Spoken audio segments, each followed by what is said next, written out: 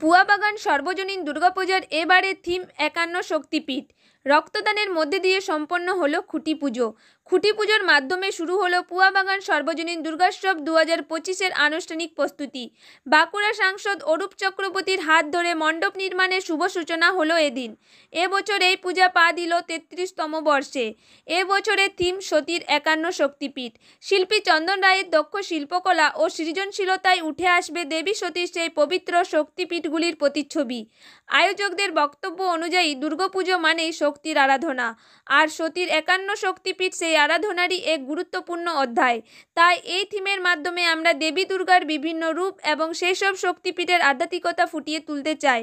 মণ্ডপে আসা দর্শনার্থীরা শুধু থিম উপভোগী নয়, এক গভীর ধর্মীয় অনুভবও অনুভব করবেন বলে বিশ্বাস পুজো কমিটির। এই বছর পুজোর বাজেট ধরা হয়েছে আনুমানিক ২৫ লক্ষ টাকা। এই থিমের গভীরতা ও ভক্তিময় পরিবেশকে ঘিরে জেলাবাসীর প্রত্যাশা থাকবে। পুয়াবাগান সার্বজনীন দুর্গোৎসব কমিটির পক্ষ থেকে সমগ্র বাঁকুড়াবাসী তথা সমগ্র পশ্চিমবঙ্গবাসীকে আমরা শুভেচ্ছা জানাই, অভিনন্দন জানাই এবং আসার আমন্ত্রণ জানাই। এই ৩৩তম বর্ষে আমাদের এবছরের থিম রাখা হয়েছে সতীর ৫১ পীঠ।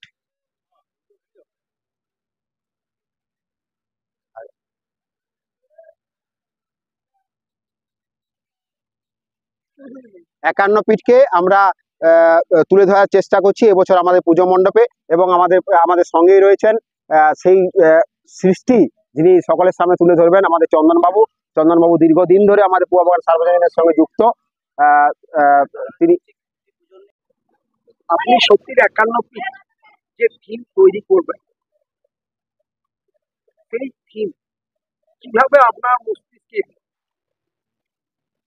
৫১ ফিট আমরা এখানে করার চেষ্টা করছি। এটা মূলত আমার একার মস্তিষ্কে আসেনি, কমিটির সাথে আলোচনা করে এটা করার কথা ভাবা হয়েছে। তো কমিটির সেক্রেটারি বা সবাই যারা আছেন আর কি, সবাই মিলে আমাকে বলেছিলেন এই ধরনের করলে কেমন হয়। আমি সেটাকে চেষ্টা করেছি যে কিভাবে রূপদান দেওয়া হবে সেটা নিয়ে ভাবনা চিন্তা করেছি, আরো কি করে ভালো হবে সেটার কথা ভেবেছি। এইভাবে এগুলো মাথায় এসছে আর কি।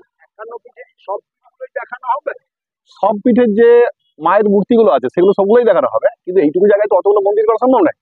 যেগুলো মেন মন্দির, যেগুলো বেশি মানুষ জানে, সেইগুলো থাকছেই, তার সাথে চেষ্টা করবো ম্যাক্সিমামটাই দেখানো। আপনার নাম? আমার নাম চন্দন রায়। আমাদের কাজ শুরু হয়ে গেছে ইতিমধ্যে, আমাদের প্রায় ১ মাস কাজ করে হয়ে গেল। তো এইখানে আমরা সাইডে আসবো হয়তো ২ মাস আগে, ৬০-৭০ দিন আগে আসবো। বলুন। আমি আজ দীর্ঘদিন ধরে আছি এখানে, আমার বয়স হয়ে গেল ৮৫, তবু আমি আসি মায়ের চাতে। মা আমাকে ডাকে, আমি আসি, আর প্রিয়বাবু খুব সম্মান করে। আর পঞ্চবটিতে ওর সঙ্গে থাকি কোণে মায়ের মন্দিরে আমি আরতি করি, ২বার করে ৩বার করে প্রণাম করি। তা আমি এখানে এলাম, আমার বক্তব্য হচ্ছে যে আপনারা সবাই মিলে সহযোগিতা করে এই পূজা মণ্ডপটি আমার সবাই মিলে একটু আলোচনা করে সবাই এখানে উপস্থিত থাকবেন, এই বলে আমার মন্তব্য শেষ। এই বয়সে যে আপনি সময় দিচ্ছেন, নিজে কত ভাগ্যবান মনে করছেন? আমি কিছু করি নে বাবা, এসব মায়ের ইচ্ছা, গোবিন্দর ইচ্ছা, ওনারা যা বলছে আমি তাই করছি। আমার নিজের মনে আমি কিছু করি নে বাবা। ওনারা ডাকে, এত বড় বৃষ্টি জল, মা ডাকে, আমি মরতে মরতেও আসি এখানে, আর নাচও করলো যতটুকু পারলাম বাবা। হ্যাঁ, আপনার নাম? নবকুমার মণ্ডল।